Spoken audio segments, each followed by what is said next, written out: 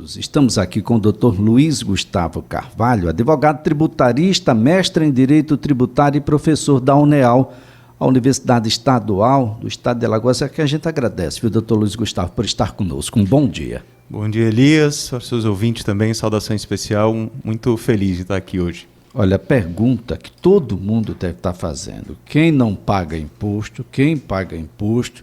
Quem paga imposto na condição de pessoa física ou quem paga imposto porque é empresário, porque tem um negócio, eu vou pagar mais imposto com essa reforma tributária, professor? Olha, Elias, essa é a pergunta do milhão, né? O assunto é muito complexo, o nosso sistema tributário é muito complexo. Eu sempre que sou convidado para falar sobre isso, eu uso uma analogia, assim, né? Eu digo que o nosso sistema é um doente que está na UTI, né? E o médico, quando trata desse doente na UTI, ele não consegue tratar de todos os problemas ao mesmo tempo. Ele tem que escolher e priorizar. Então, o nosso sistema ele tem muitos problemas. Um deles é a carga tributária, que é muito alta. Não apenas. A gente tem um outro problema, que é a complexidade, né? Para interpretar as normas, para saber como calcular o imposto, né? Então, são muitos os problemas. Essa reforma, ela ataca alguns. Então, foram escolhidos alguns problemas, foram priorizados, e um deles, sem dúvida, é uma tentativa de simplificação. Não se sabe ainda, ao certo, se essa reforma vai, de fato, contribuir para a redução de carga tributária. Não existem, assim, muitos estudos detalhados sobre os aspectos financeiros, orçamentários dessa reforma. Se discute muito conceitualmente, mas para a grande massa ainda não foram apresentados estudos didáticos, né, acessíveis, que comprovem, que apontem de fato no sentido da redução da carga tributária. Que vai simplificar? Aparentemente sim, porque transforma cinco tributos, né, três impostos e 2 contribuições, são 5 tributos, transforma em 2. Então, de fato, vai dar menos trabalho para os contadores, né, na hora que forem calcular esse imposto, vai dar menos trabalho para os advogados e para os empresários também. Então, simplificação sim, redução de carga é difícil.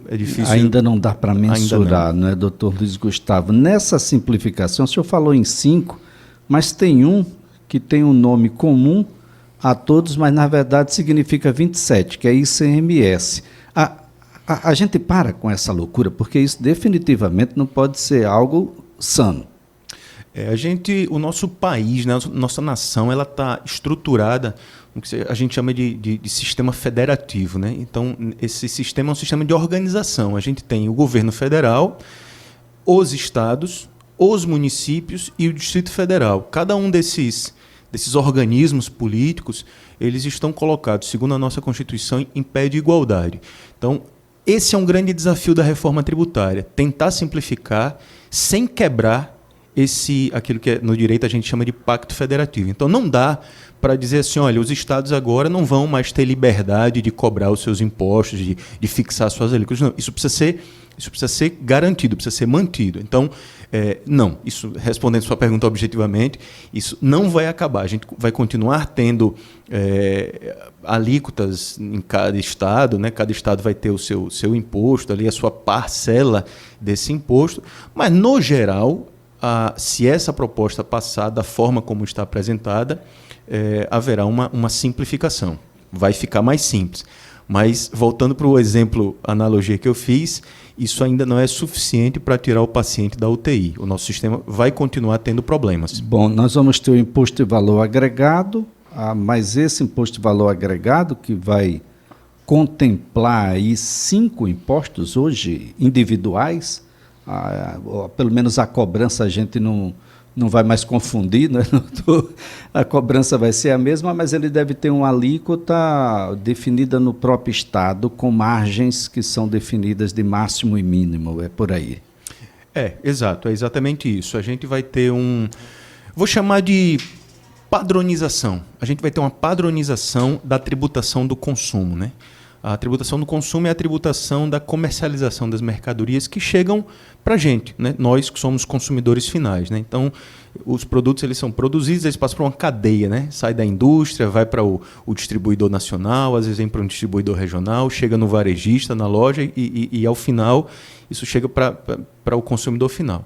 Então, vai haver uma padronização dessa tributação do consumo, né?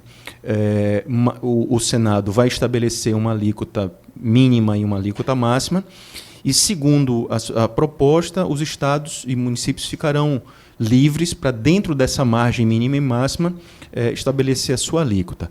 Honestamente, Elisa, assim, eu acho que é uma ingenuidade muito grande achar que os estados vão estabelecer as alíquotas ali no meio da faixa.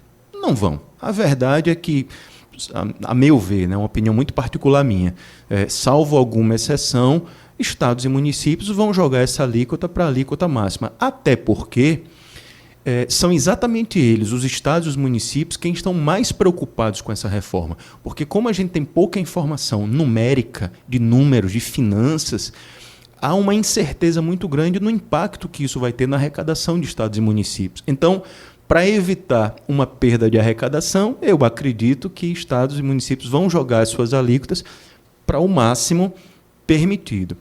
O que vai causar um sério problema, por exemplo, para mim, sou advogado, profissional liberal, tenho meu escritório, assim como meus colegas contadores, engenheiros, arquitetos, psicólogos, enfim, profissionais liberais, prestadores de serviço de uma forma geral, né? A gente está falando não apenas de mercadorias, estamos falando também de serviços, porque essa padronização contempla bens e serviços. Então, no meu caso específico, que sou um prestador de serviço, o que se imagina é que essa alíquota máxima vai ser de 25%. Então, eu sairia hoje de uma alíquota aqui em Maceió, na capital. Nas capitais, de uma forma geral, se cobra 5% desse imposto municipal sobre serviços. Eu sairia de 5% para 25%.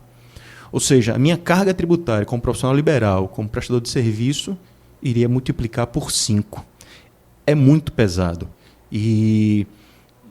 Então, assim, certamente alguns vão sofrer bastante os impactos, né, com os reflexos dessa reforma tributária. Eu, particularmente, vou sentir no bolso muito. A gente já consegue, porque nós vamos ter uma alíquota padrão, mas nós vamos ter faixas diferenciadas. A gente já consegue ter uma ideia, mesmo que ainda distante, do que é que deve acontecer com aqueles que são microempreendedores individuais e com aqueles que estão associados ao regime do Simples? Bem lembrado, bem pontuado, Elias. Na verdade, a gente não tem uma proposta de reforma tributária apenas. São duas propostas, são duas PECs, né? A PEC 45 e a PEC 110. Elas se parecem muito, elas têm mais semelhanças do que divergências, né?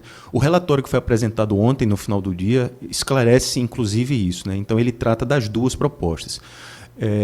E em ambas, as empresas submetidas ao regime de tributação simplificado, naquele que é chamado de Simples Nacional, que é exatamente destinado para as pequenas empresas de pequeno porte e médio, elas continuam protegidas por essa tributação simplificada desse regime chamado Simples Nacional. Então, a reforma não vai alcançar negativamente essas empresas, esse grupo de empresas. Isso é extremamente importante.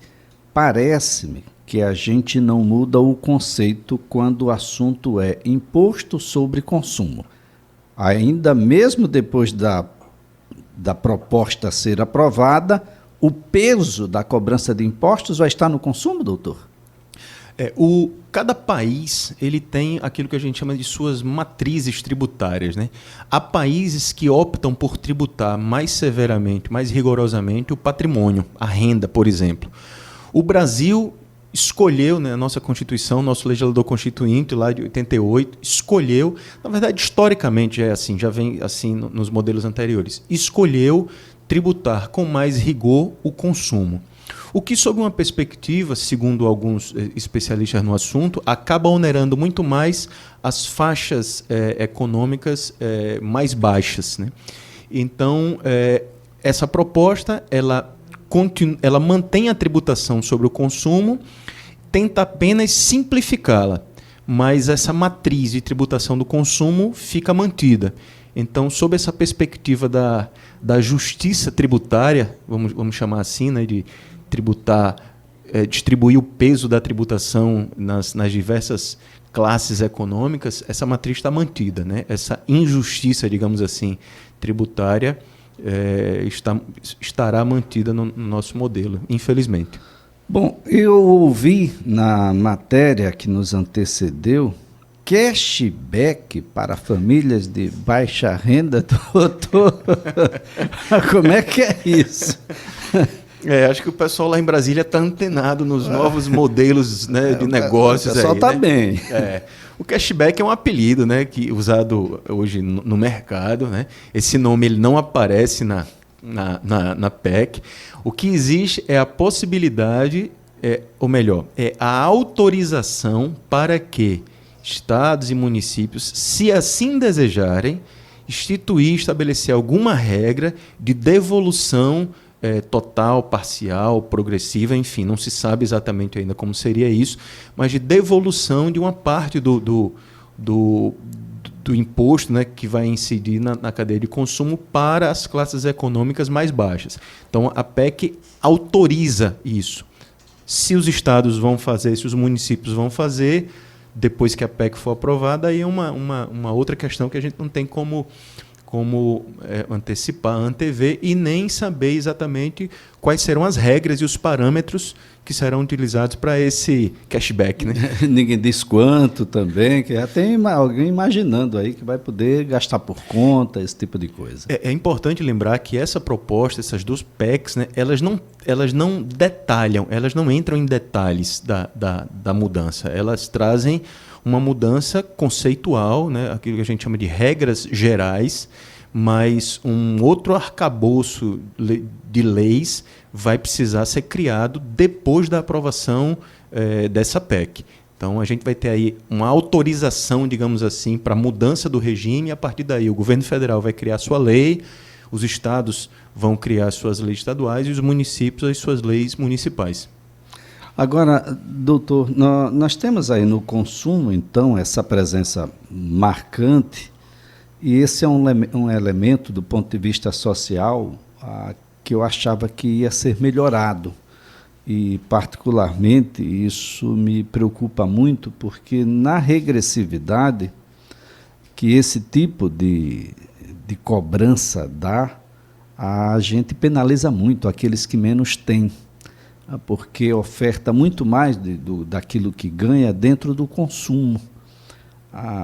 De uma certa forma, a gente termina por penalizando o próprio orçamento público, né, que vai ter que dar margem, que dar algumas contenções aí para essa faixa de renda do brasileiro.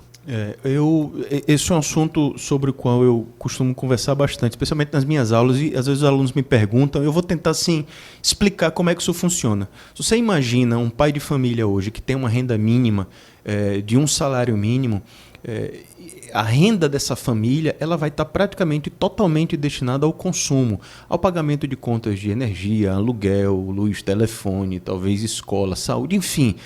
Muito pouco dessa renda é destinada à aquisição de patrimônio. Talvez ele tenha ali, pague uma prestação de um imóvel, de uma casa própria, enfim, mas a parcela total da renda mensal dele destinada à aquisição de patrimônio é muito pequena, dentro da proporção, né, do valor total da renda.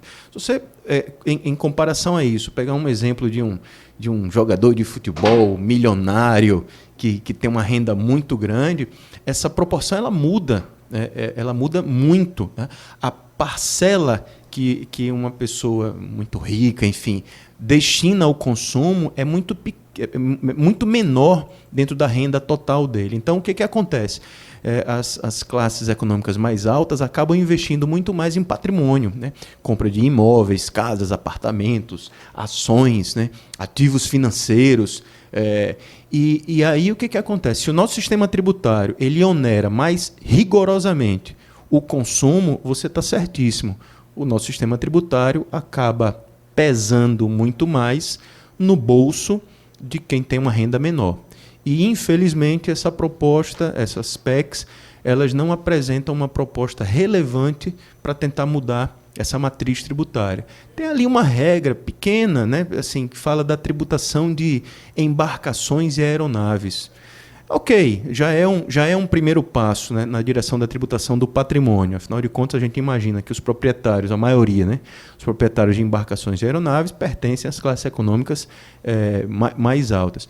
Mas isso é muito pouco, é muito insuficiente. As grandes fortunas foram alcançadas em uma dessas PECs? Não foram. A nossa Constituição ela prevê, ela autoriza, né, a criação de um chamado imposto sobre grandes fortunas. Mas, Elias, há alguns estudos que apontam no sentido de que essa tributação da grande fortuna ela não seria assertiva, ela não seria eficiente. Porque quem é titular de uma grande fortuna tem condições de mudar o seu patrimônio, de levar a sua grande fortuna para outro país. Então, se o Brasil resolver criar esse imposto, se eu sou dono de uma grande fortuna, eu levo para o país vizinho que não tem essa tributação.